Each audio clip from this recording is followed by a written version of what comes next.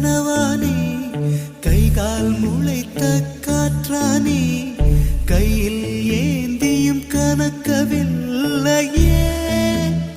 நூறையால் செய்த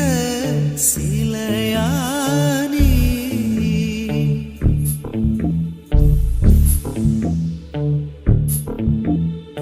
இப்படி உன்னை ஏந்தி கொண்டு இந்திரலோகம்